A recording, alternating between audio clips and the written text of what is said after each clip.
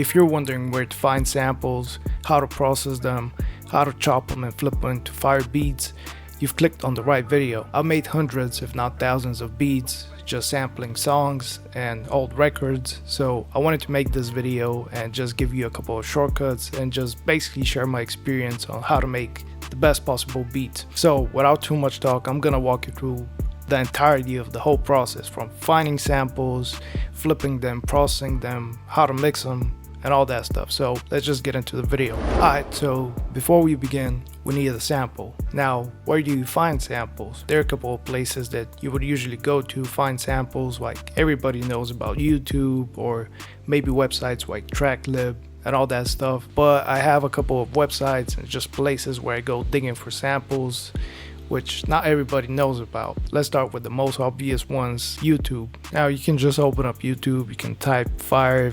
samples or whatever, and there are tons and tons of playlists which are gonna pop up, and you can go through them, you can listen to samples and chop them up, right? But everybody does that, so I'm gonna show you a couple of channels which have an insane collection of samples which are very fire. Now the first go-to channel that I have is called The Vinyl Noise, and as you can see, like, they have all kinds of samples here, like soul samples, Japanese, jazz samples, all that stuff. The second and by far my favorite channel is gonna be this one, which is Andre Navarro. This guy uploads a sample like every single day, and he's been doing that for like years. I kind of like doing this thing where I just wake up, and when I'm about to make beats, I just open up the channel and check the daily sample and just see if I can flip it. And the final channel, which is like my go-to, is gonna be this one, so Cucamonga Garden. This guy hasn't been uploading like in the recent years, but there's still some gems which you can just go and find. Moving on to my next favorite place to find samples, and I've seen nobody talk about this one. I love using Spotify playlists, and specifically this label. So they have tons of playlists, and if you go to this playlist here, which is numeral group 25, they actually upload a new sample every weekday, and this has kind of been my go-to recently, just digging through all these vintage soul samples. And the best part of these Spotify playlists is if you go down to the bottom of the playlist, they even have recommended ones, so you can keep digging and digging and digging. And now for the third and my favorite one is gonna be Samplet. Now this is a website where you basically just play a roulette of samples, but you can also narrow down your search, so you can apply a couple of filters here. And a couple of cool tips which I can give you is, of course, you can set the year and the time period of the samples that you're looking for. You can set it to a region, you can set it to a different style, whatever. But my biggest tip is gonna be, don't set the key or the time or the tempo, because the website uses an auto detection tool for the BPM, the time signature, and all that stuff, so it tends to mess it up, and it's just gonna limit your sample selection. And here's a bonus tip if you want to find samples which have been used and they're tried and tested. Now what I like doing is, whenever I don't feel like digging for samples, you can open up whosample.com, and you can just scroll down here. You can see all the hot samples which are trending. Basically you can just use the exact same song and flip it in your own way. And if you go here to the Discover tab of the website, you can actually sort by genre, and you can just dig in, see artists, see who sampled them, see their songs, and tons and tons of ways to find samples. Okay, so now that we know where to find samples, let's move on to the second point, and that's gonna be how to listen for samples, how to catch these moments. First, I wanna say that you're not gonna instantly press play on every single sample and know where to chop and what the good moment is. Being able to hear the good parts which you can sample is a skill which just needs time to develop. Now, there are two things which I would pay attention to: parts which are whoopable and parts which are choppable. For example, you hear an 8-bar melody, a 4-bar melody, a 2-bar melody, it doesn't matter. It's just a part which you can whoop over and over again. And as for the choppable moments, that's usually gonna be stuff like pianos, guitars, and vocals. So you're just gonna drag them in and you're gonna chop them up instead of just taking the whole thing and whooping it. With that being said,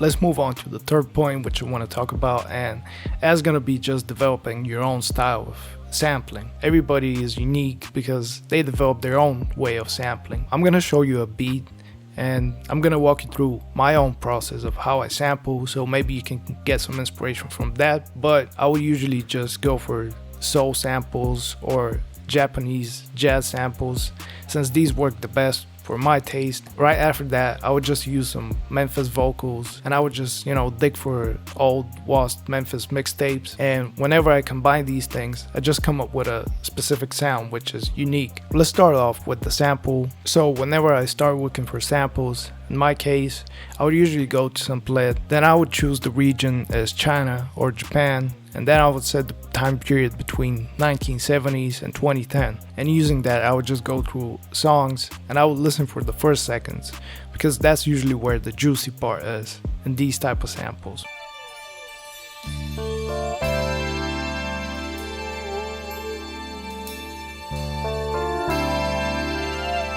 So I can instantly recognize that this is something that I can sample. Like, I can slow it down a little bit, but it's a very sampleable part.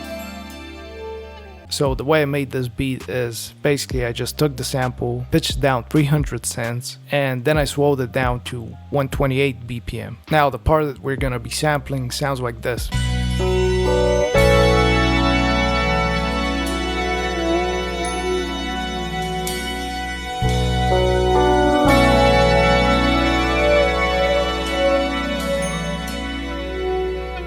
Like, this whoop has the perfect amount of melodies, perfect amount of instruments. It has a call and a response. Like, it has an A section and a B section. So we're not just gonna be whooping the exact same 2 bars. So the next step I always take is I would just chop up the part that I'm gonna be using, then I consolidate it into another file. Right after that, what I do is I always break it down into different layers. So I'm using FL Studio, and we have this access to the FL Studio stamp separation tool, which is honestly amazing. So all you gotta do is click here and you go to extract stems from sample, and I select everything. Now once that's done, you're usually gonna end up with 4 layers. So that's gonna be the drums, any type of percussion. Of course, the bass, if the sample has a bass. The main melody itself.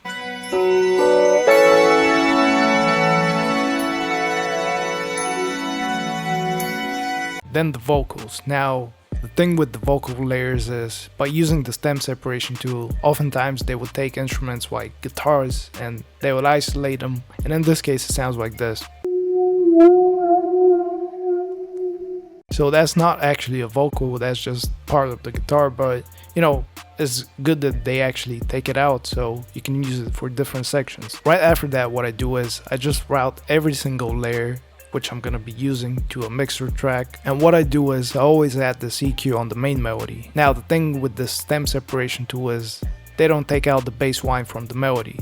So you can see like it has a lot of low end which is gonna clash with the bass layer. So what I do is I always drag it to 200 Hz, and then I just open up space for the bass. After that, I do the exact same thing for this layer, even if it's a vocal, if it's a guitar, it doesn't matter. Then I move on to the bass. Now the bass can be a little bit tricky. It really depends on the type of sample which you're using. Some songs are very poorly recorded and the bass line is very weak, but you can still hear it. So what I would usually do is I'm basically using Guitar Rig 6 and I'm using the Basic Bass Pro preset, basically just giving it a preamp and just more saturation to the bass. And after that, I'm cutting out the high end because some of the melody information is still present in the high end, so you just want to take that out. Now moving on, as I said, I love using Memphis vocals and just sampling old Memphis rap songs from the 90s. In this case, I'm sampling this Smoke song 95. You can sample pretty much every single song. Like, it doesn't matter if the key is right, the BPM,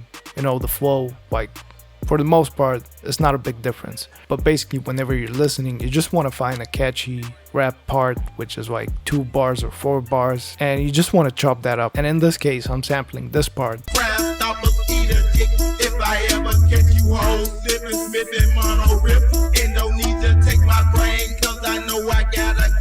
Now, when it comes to the vocals, it's the same procedure. I just isolate the chop, I consolidate it into a new audio file. So in this case I pitch it down 3 semitones, and then I just extract the stems from the sample. So after that we're left with something which sounds like this.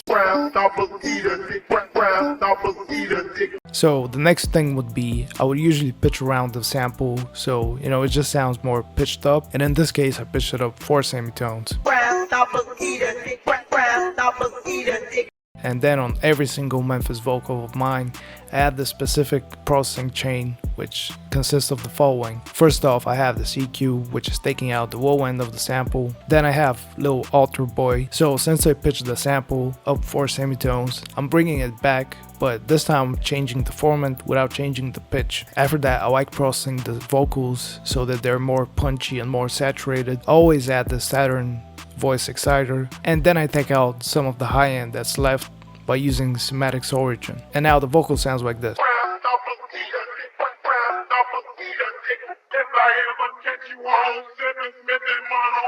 And as for the drums, I apply the exact same chain. And once you add everything together with the drums, this is how the final beat sounds like.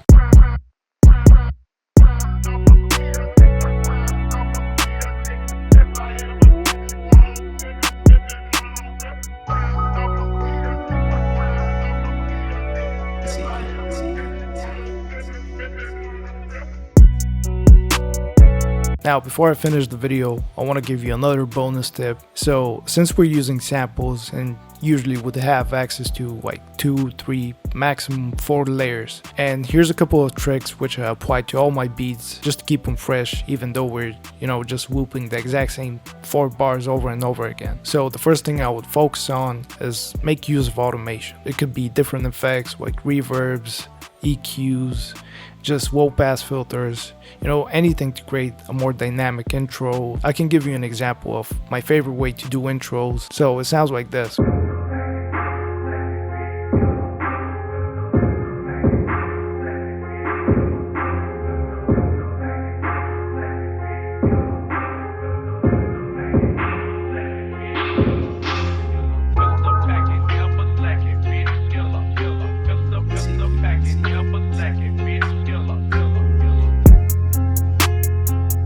Okay, so the way to do this is you're gonna open up any reverb. It doesn't matter if it's the stock FL Studio plugin, but for this case I use Valhalla Vintage Reverb. What you want to do is you want to set the mix to a maximum of 100%, and then you want to set a very short decay, and then you want to come here to the reverb, right click and create an automation clip. So basically you just want to automate the whole reverb plugin. You're doing the exact same thing with an EQ, so you're just gonna grab an EQ, you're just gonna cut out all the high end, you're basically just gonna automate this part. So you right click on this, create automation clip, and you want the EQ to be active for the most part, and then you just slowly take it out. But if you want to learn more about song arrangements, how to keep your beats fresh, how to get more placements, and you know, arrange beats in a way that sell more, you can check out this video.